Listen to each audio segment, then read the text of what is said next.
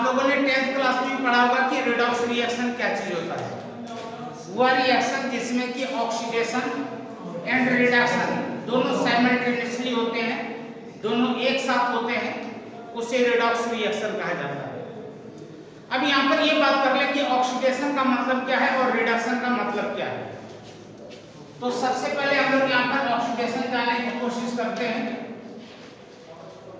Oxidation, इसके 4 points आपको याद रखने हैं।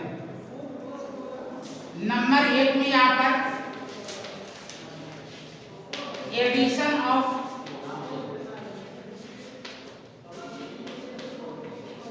ऑक्सीजन, कोई भी स्पेसीज है, चाहे वह एलिमेंट हो या कोई कंपाउंड हो, उसमें यदि ऑक्सीजन ऐड हो रहा है तो उसका ऑक्सीडेशन हो रहा है। फॉर द एग्जांपल, यदि आपके पास यहाँ पर कार्बन है और आपने यहाँ पर इसे ऑक्सीजन के साथ रिएक्ट कराया और इसने यहाँ पर बना लिया कार्बन डाइऑक्साइड, इसका मतलब कार्बन का यहाँ पर ऑक्सीडेशन हुआ, ऑक्सीजन कार्बन में ऐड हो रहा है। इनकेस यदि आपके पास यहाँ पर CH3 CHO, ये एल्डिहाइड है और एल्डिहाइड का यदि ऑक्सीजन यानी कि इसमें ऑक्सीजन ऐड हो गया किसी भी तरीके से और इसने बना लिया CH3 COOH, देखिए ये वाला ऑक्सीजन यहाँ पर आकर के ऐड हो गया क्या, तो इस बार ऑक्सीडेशन किसका हुआ, इस एल्डिहाइड का ऑक्सीडेशन हुआ। तो पहला पॉइंट मुझे लगता है सबों की समझ में आ गया होगा कि addition of oxygen is known as oxidation. Second point, removal of hydrogen. मान लीजिए कि आपके पास कोई ऐसा स्पीशीज है जिसके पास पहले से हाइड्रोजन है और वो हाइड्रोजन वहां से रिमूव हो जाता है। रिमूव होने का कोई भी कारण हो सकता है, तो इसका मतलब वह क्या हो गया, ऑक्सीडेशन को अभी कहलाएगा। एक एग्जांपल ले लेते हैं यहाँ पर, मान लीजिए आपके पास CH3 CH2 और OH है, एल्कोहल हो गया, और इस एल्कोहल को आपने कॉपर के प्रेजेंस में 573 केल्विन पर हीट कर दिया। तो कॉपर का काम होता है हाइड्रोजन को रिमूव करना, कॉपर का काम है हाइड्रोजन को रिमूव करना। हर एक एलिमेंट, हर एक कैटेलिस्ट का काम आपको पता होना चाहिए। यदि आपको कैटेलिस्ट का काम पता है तो केमिकल रिएक्शन लिखना या उसके प्रॉपर्टीज को लिखना आपके लिए बिल्कुल इजी हो जाएगा। जैसे कि आपको पता है कि राजेश सर मैथमेटिक्स पढ़ाते हैं, अजय सर या कमल सर फिजिक्स पढ़ाते हैं, पारस सर केमिस्ट्री पढ़ाते हैं, और किसी क्लास में यदि आपको राजेश सर नजर आ गए तो समझ जाइए कि वहां पर मैथमेटिक्स की पढ़ाई हो रही है। तो उसी तरीके से यदि किसी भी रिएक्शन में आपको कॉपर नजर आ जाए और वहां पर ये रहे कि 573 केल्विन टेम्परेचर है, तो आपको समझ लेना है कि वहां से हाइड्रोजन रिमूव हो रहा है, और हाइड्रोजन का रिमूव होना ऑक्सीडेशन कहलाता है। यहां से एक हाइड्रोजन ये निकलेगा और एक हाइड्रोजन यहां से निकलेगा। हाइड्रोजन यहां पर H2 के रूप में रिमूव होगा। तो यदि इसमें से H2 आपने निकाल दिया, यदि यहां से आपने H2 को रिमूव कर दिया, तो यहां पर देखिए क्या बचता है, CH3 बचेगा, यहां पर एक कार्बन और एक हाइड्रोजन बचेगा, क्योंकि यहां पर आपके पास 2 हाइड्रोजन था।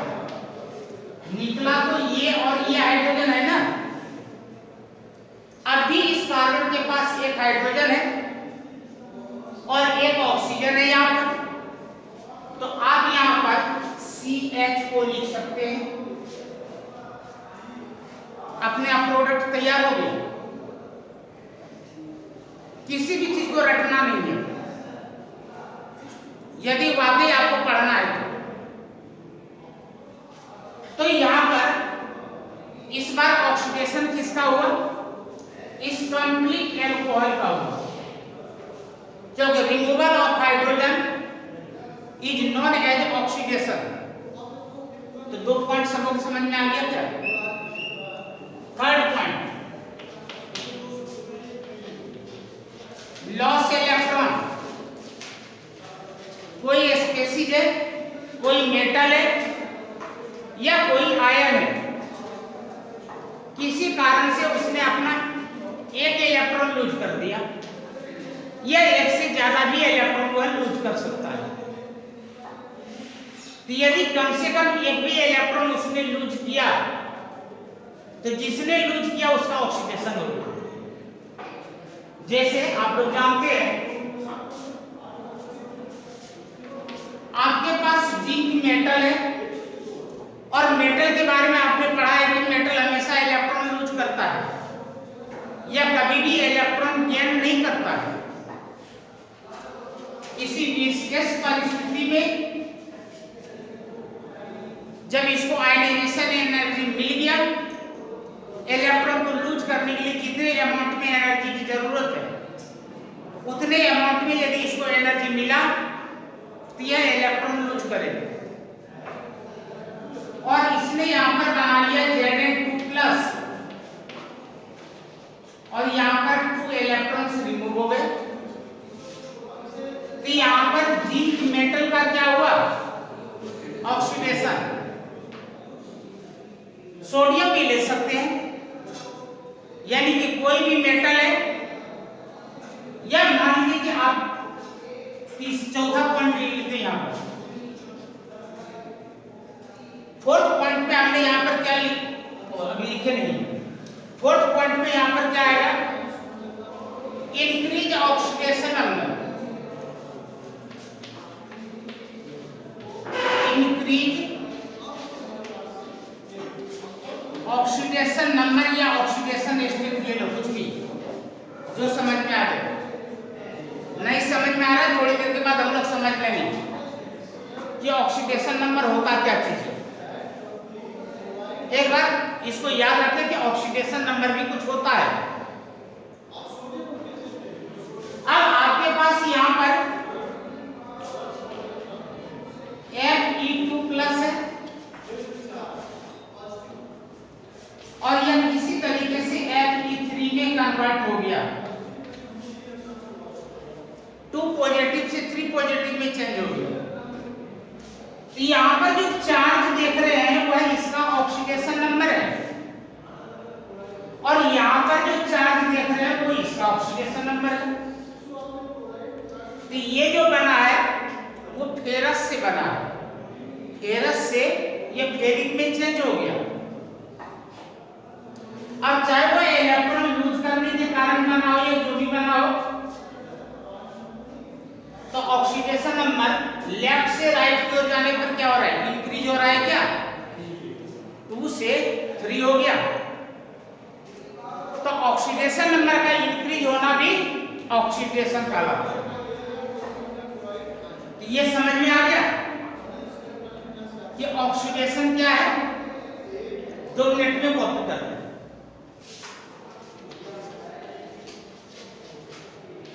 रिडक्शन।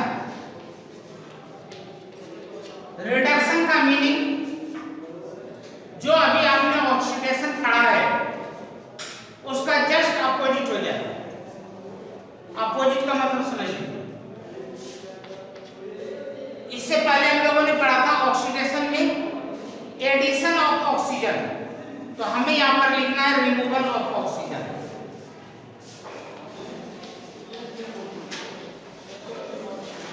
रिमूवल ऑफ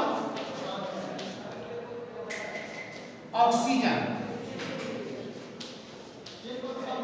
ठीक है क्या? उसी तरीके से हमने यहां पर लिखा था ऑक्सीडेशन में रिमूवल ऑफ हाइड्रोजन लेकिन रिडक्शन के केस में क्या लिखेंगे? Addition of hydrogen.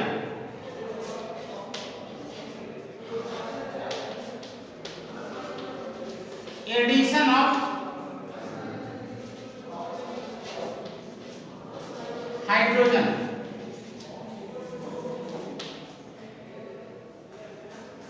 नंबर 3 में ऑक्सीडेशन के केस में हम लोगों ने लिखा था लॉस इलेक्ट्रॉन, तो यहां पर क्या होना चाहिए? गेन ऑफ इलेक्ट्रॉन, या सिंपली गेन इलेक्ट्रॉन। और 4th नंबर में हम लोगों ने ऑक्सीडेशन के केस में लिखा था इंक्रीज ऑक्सीडेशन नंबर, तो यहां पर क्या होना चाहिए? Decrease oxidation number.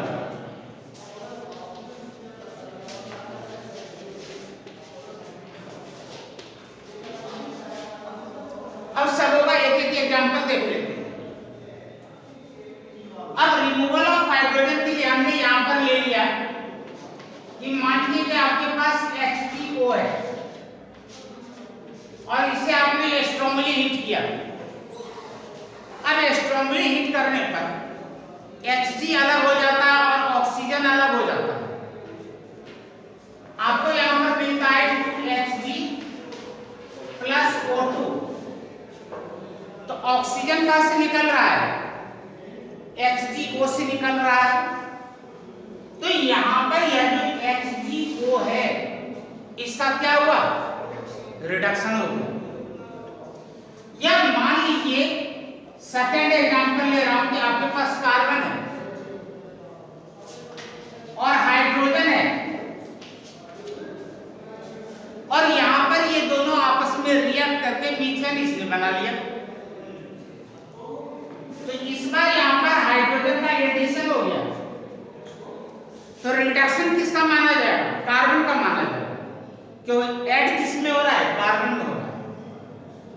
तो कार्बन का यहां पर क्या हुआ? रिडक्शन। तो जिसमें हाइड्रोजन ऐड हुआ उसका रिडक्शन हुआ। अब मान लीजिए कि आपके पास यहां पर क्लोरीन एटम है, गैसियस स्टेट में है, आइसोलेटेड है और इसे इलेक्ट्रॉन मिल गया। तो जब इसे इलेक्ट्रॉन मिला तो इसने बना लिया क्लोराइड आयन, तो यहां पर इलेक्ट्रॉन गेन हुआ। इलेक्ट्रॉन गेन किसने किया? क्लोरीन एटम ने किया। तो क्लोरीन एटम का यहां पर क्या कहलाएगा? रिडक्शन हो गया। क्लोरीन एटम का क्या हो गया? रिडक्शन। और यदि मान लीजिए कि आपके पास फेरिक आयन था, Fe3 पॉजिटिव फेरिक आयन, और यह कन्वर्ट हो जाता है फेरस आयन में Fe2 पॉजिटिव में, चाहे यह इलेक्ट्रॉन लेकर के ये जैसे भी चेंज हुआ हो। तो इस बार देखिए लेफ्ट से राइट की ओर जाने पर यह 3 से क्या हो रहा है? 2 की ओर जा रहा है क्या? तो 3 से 2 की ओर जाना ऑक्सीडेशन नंबर का डिक्रीज होना। तो यहां पर फेरिक आयन का रिडक्शन हो गया। तो मुझे लगता है कि ऑक्सीडेशन और रिडक्शन ये दोनों पॉइंट समझ में आ गया। नोट करो। देखो यहां पर जो ऑक्सीडेशन नंबर होता है, एक्चुअली क्या होता है कि जब कोई भी रिएक्शन होता है तो रिएक्शन के टाइम में या तो इलेक्ट्रॉनों का लेन देन होता है या तो फिर इलेक्ट्रॉनों की शेयरिंग होती है। आप लोगों ने केमिकल बॉन्डिंग में पढ़ा होगा, ionic bond, covalent bond, coordinate bond, जिसे कि डर्टी बॉन्ड भी कहते हैं। तो कोई भी केमिकल रिएक्शन होता है तो उसमें इलेक्ट्रॉनों का ही लेन देन होता है या शेयरिंग होता है। अब पर एटम कितने इलेक्ट्रॉनों का लेन देन हुआ, कितने इलेक्ट्रॉनों का शेयरिंग हुआ? तो जो पर एटम इलेक्ट्रॉनों का लेन देन ये शेयरिंग होता है, बिल्कुल अपने लोकल लैंग्वेज की बात कर रहा हूं, जिस तरीके से आप समझते हैं उसी तरीके से मैं बात कर रहा हूं। कि मान लीजिए आपकी फैमिली में 5 मेंबर हैं और आपकी फैमिली के लिए गवर्नमेंट ने 2 इलेक्ट्रॉन प्रोवाइड करवाए, तो फैमिली को 2 इलेक्ट्रॉन मिला ना, उस 2 इलेक्ट्रॉन में आपका कितना हिस्सा रहा? ठीक है, बात समझ में आ रही है? तो जितना हिस्सा आपका बना वह आपका ऑक्सीडेशन नंबर का है।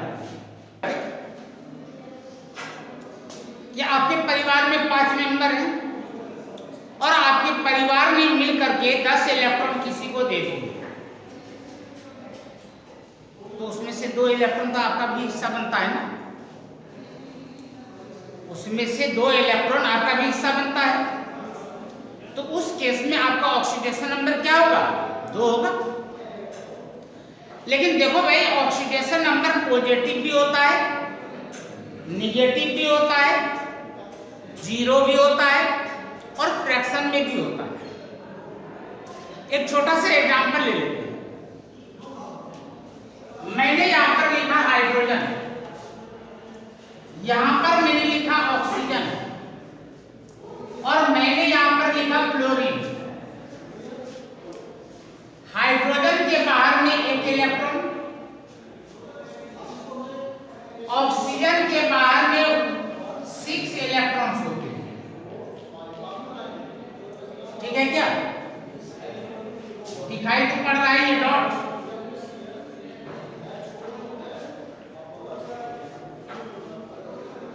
Six electrons. और फ्लोरीन के बाहर में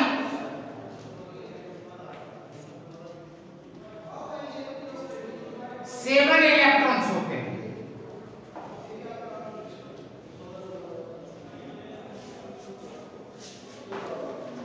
अब यदि यह कंपाउंड बनाना चाहेगा तो ऑक्सीजन यदि इसके साथ कंपाउंड बनाना चाहेगा तो ऑक्सीजन के पास 2 अनपेयर्ड इलेक्ट्रॉन्स हैं। ऑक्सीजन क्या कहेगा कि भाई तेरे पास तो एक ही अनपेयर्ड इलेक्ट्रॉन है और मुझे चाहिए 2 अनपेयर्ड इलेक्ट्रॉन जिससे कि हमारा दोनों पेयर बन सके। तो यहां पर ये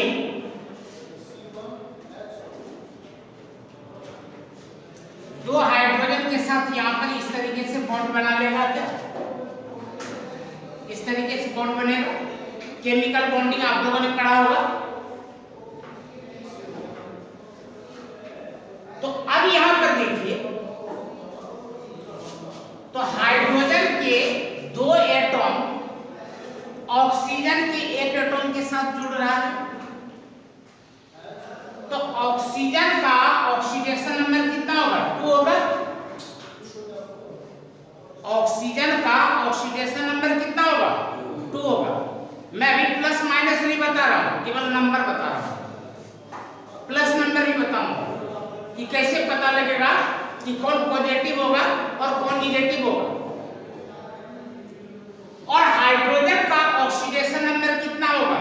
1 होगा, क्योंकि जो ऑक्सीजन को 2 इलेक्ट्रॉन दिया गया है, 2 हाइड्रोजन मिलकर के दिया है ना, तो जब 2 हाइड्रोजन ने मिलकर के 2 इलेक्ट्रॉन दिया है तो 1 हाइड्रोजन का हिस्सा कितना बना? 1 इलेक्ट्रॉन बना। तो 1 हाइड्रोजन का ऑक्सीडेशन नंबर यहां पर क्या होगा? 1 ही तो होगा।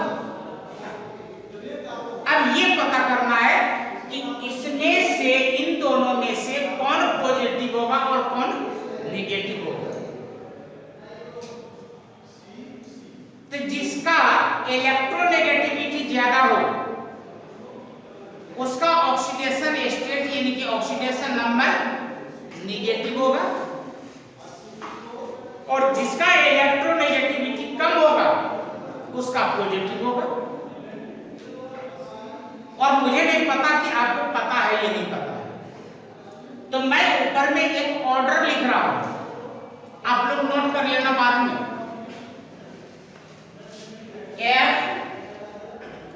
FONO Cl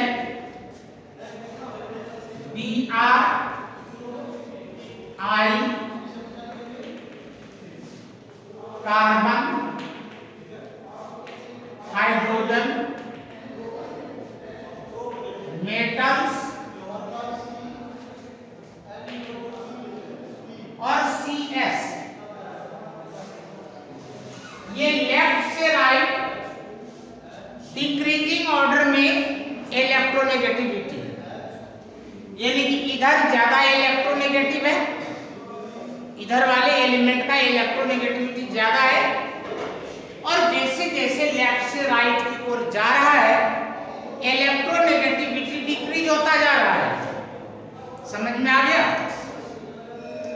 तो देखिए यहां पर ऑक्सीजन और हाइड्रोजन के बारे में बात करें तो ऑक्सीजन का इलेक्ट्रोनेगेटिविटी ज्यादा है, तो ऑक्सीजन का यहां पर -2 और हाइड्रोजन का कम है, तो हाइड्रोजन का क्या होगा? +1 होगा क्या?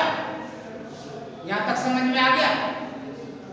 चलो, उसी तरीके से यदि ऑक्सीजन फ्लोरीन के साथ रिएक्ट करता है तो फ्लोरीन के पास भी यहां पर एक ही अनपेयर्ड इलेक्ट्रॉन है और ऑक्सीजन के पास 2 अनपेयर्ड इलेक्ट्रॉन्स हैं, तो यहां पर ऑक्सीजन भी चाहेगा कि मुझे 2 फ्लोरीन मिले, जैसे इधर 2 हाइड्रोजन मिला था, तो यहां पर इसका 2 हो जाएगा और इसका क्या होगा? 1 होगा क्या? यही कंसेप्ट हमने लगा लिया। सब लोग समझ में आ रहा है कि भाई इसके पास 2 अनपेयर्ड है, तो इसको 2 और एक्स्ट्रा इलेक्ट्रॉन की डिमांड है, इसके पास 1 अनपेयर्ड है, इसे 1 ही इलेक्ट्रॉन की डिमांड होगी ना, तो ऐसे ऐसे 2 फ्लोरीन इसके साथ जाकर के जुड़ जाएगा, जैसे 2 हाइड्रोजन इसके साथ जुड़ा उसी तरीके से यहां पर OH2 बना लेगा कि 2 फ्लोरीन 1 ऑक्सीजन के साथ जुड़ेगा, तो फ्लोरीन का ऑक्सीडेशन स्टेट 1 हो गया और ऑक्सीजन का ऑक्सीडेशन स्टेट 2 हुआ। अब ये पता करना है कि इसमें पॉजिटिव कौन होगा और निगेटिव कौन होगा। दीपक मोर, ऊपर वाले ऑर्डर को देखो और मुझे बताओ भाई, फ्लोरीन और ऑक्सीजन में ज्यादा इलेक्ट्रोनेगेटिविटी किसका है? फ्लोरीन का, और जिसका इलेक्ट्रोनेगेटिविटी ज्यादा होगा उसका ऑक्सीडेशन नंबर क्या होगा? निगेटिव होगा, तो फ्लोरीन का यहां पर क्या हो गया? -1 हो गया क्या? और फ्लोरीन के रेस्पेक्ट में ऑक्सीजन का कम है, तो यहां पर क्या हो जाएगा? +2 हो जाएगा। तो देखिए ऑक्सीजन दोनों जगह है, लेकिन अलग अलग केस में कहीं पर यह पॉजिटिव हो रहा है और कहीं पर निगेटिव हो रहा है। यहां तक मुझे लगता है कि आप लोगों को समझ में आ गया। तो पीरियड ओवर हो गया क्या? तो आज की सेवा ही, थैंक यू। यदि आपको मेरा लेक्चर अच्छा लग रहा हो तो जो स्टूडेंट नहीं आ रहे हैं उन सभी बच्चों को कहिए कि क्लास ज्वाइन करें और वीडियो को ज्यादा से ज्यादा शेयर करें। Thank you.